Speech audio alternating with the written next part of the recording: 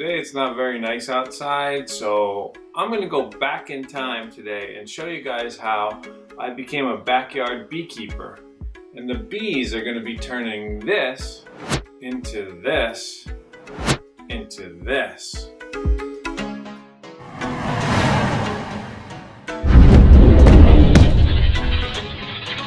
This is a very special episode of the Survivor Diet.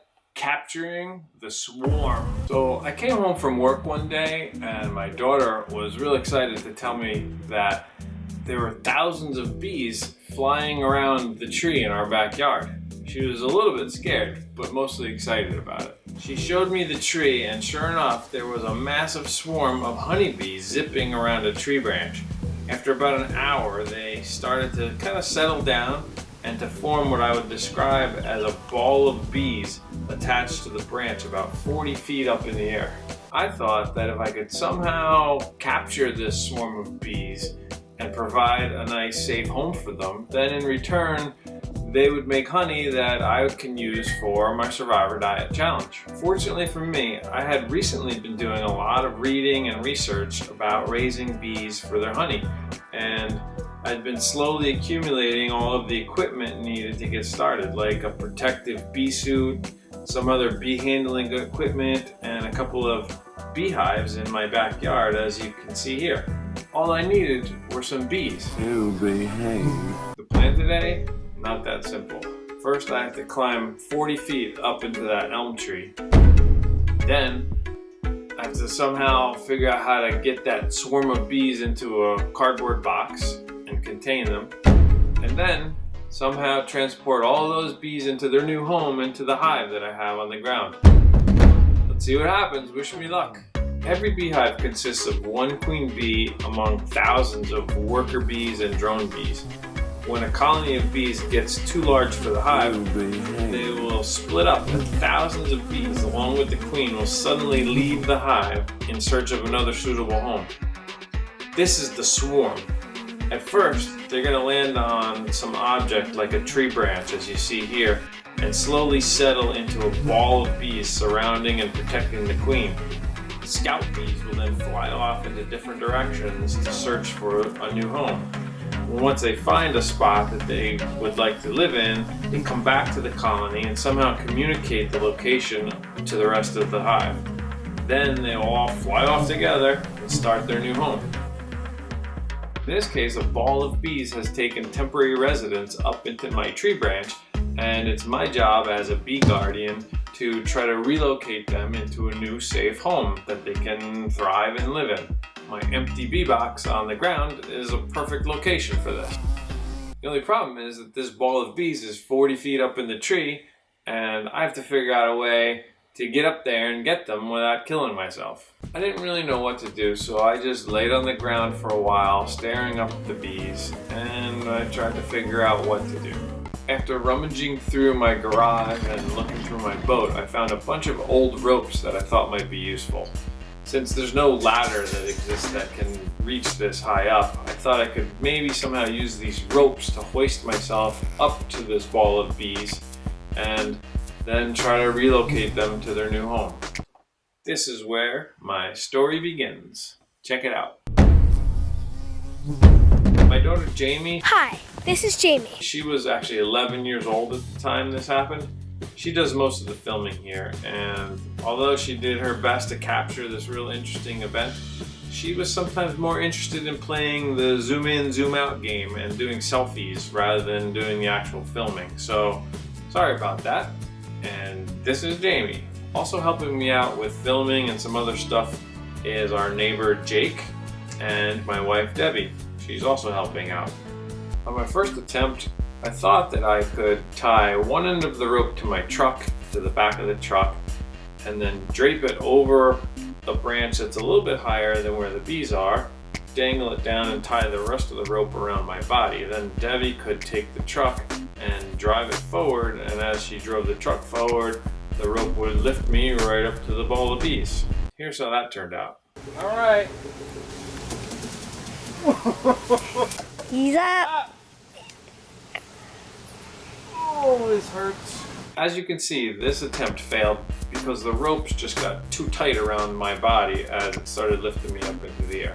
So the second attempt involved using a chair, and Jake was kind enough to volunteer his 52-pound body to test this idea out. Jake, what are you doing up there? Oh, you know why. Just sitting in the chair?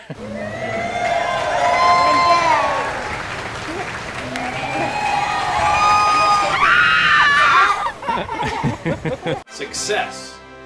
But now it's time to see if this pulley system could handle my body weight. Alright, let's see if it'll hold my weight now. And I do it again. No, get off, let me see if I can do it. Alright, we're testing my weight on this mechanism right now. Oh. He's up. He's going up. There he goes. Oh. Oh, boys. There he goes.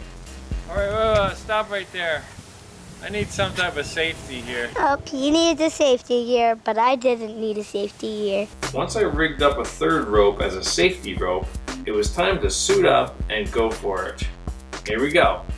Okay, are you recording me? Are you filming me? Yeah, I'm filming You're not too zoomed in, are you? Because you're really close to me. No, I'm not. I'm not zoomed in at all.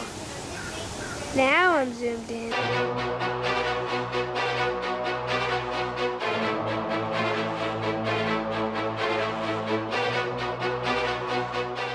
I'm taking a cardboard box and a bee brush up into the tree with me, and my idea is if I can get close enough to the bee ball, I'm going to brush them all right into the box and close it right up. Let's see how that goes. A little bit more.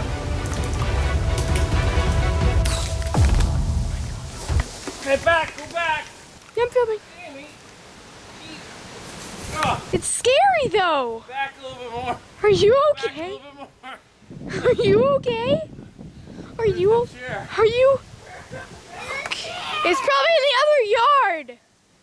You stopped filming? I know I didn't. It's still recording. I mean, when I looked at you, the camera was down. Because it was scary. I didn't want you to die. Oh, there it is. Oh my God. Alright, so what broke? Daddy, was that the scariest thing of your life when it broke? Well, I knew I had the safety rope, so it was scary. I was just dangling up there for a I little saw while. you. I'm sorry I didn't get that because I was so scared. I thought you were gonna die. This is a crazy, exciting thing that we're doing, and you need to be able to document every part of it. We're gonna do this again? Well, we have to. Okay. All right, we're trying to get that blue rope up there because it kind of broke. Here, at least you can. How you doing? Okay. That's the driver. I could drive actually,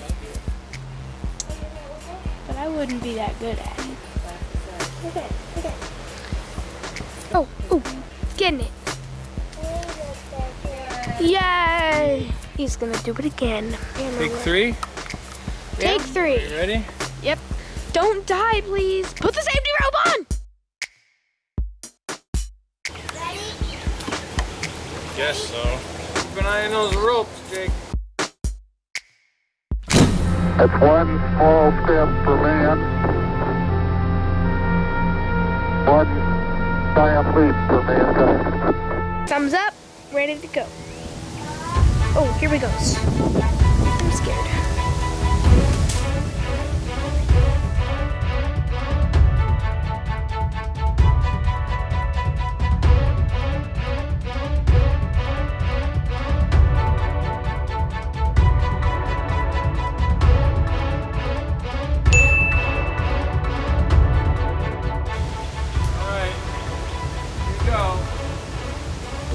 Don't brush any bees on me.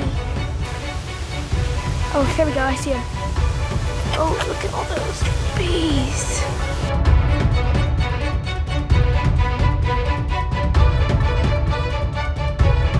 Hey. Slowly down.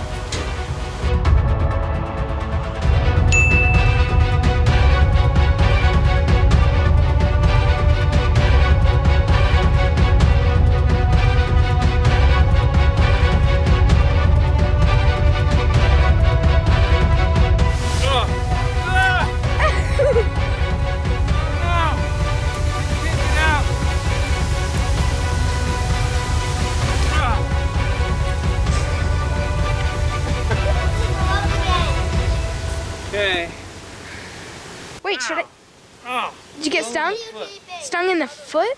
How was it that Someone time? give me some duct tape. Duct tape in the garage. On the table. There's so many bees around. So how was it that time? I'm getting better each time.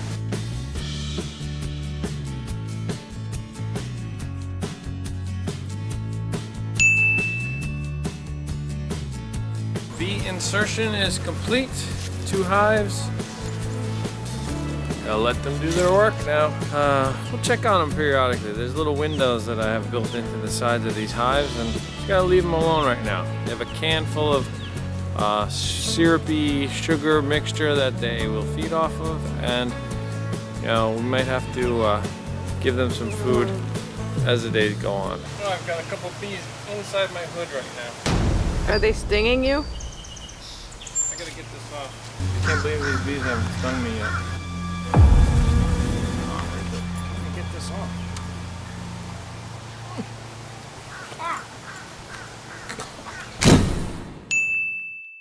Alright, I think we're safe. That was crazy, wasn't it? That was crazy. The face is like the worst place to get stung. I didn't think anything of it at the time, but later that day, this is how I looked. And the next day, this is how I looked. I was all better after about 4 days or so, but it just shows you how a single sting somewhere in the face can really blow up on you. So it's real important whenever you're handling bees to have an EpiPen nearby. It's something that will help prevent against a severe allergic reaction, and also try to be comfortable and confident in what you're doing. These bees eventually made this hive their new home, and after a few short months and a lot of hard work by the bees, I was able to extract the first few jars of golden delicious honey. It's like collecting rent from the bees. After all, I have produced a nice safe home for them to live in and raise their young. I think it's a good relationship we have. You behave. Next time on The Survivor Diet.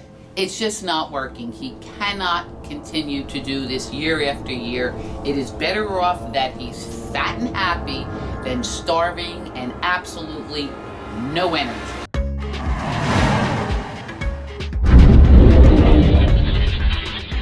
Hey, Survivor Diet fans, if you've gotten this far, then you might as well just keep on going and subscribe to this channel, click that bell, and you'll be notified whenever new content comes out. Thanks again, I really appreciate your support.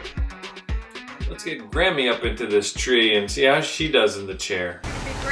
Whoa! Wow! Fan club! Coming down. Whoa!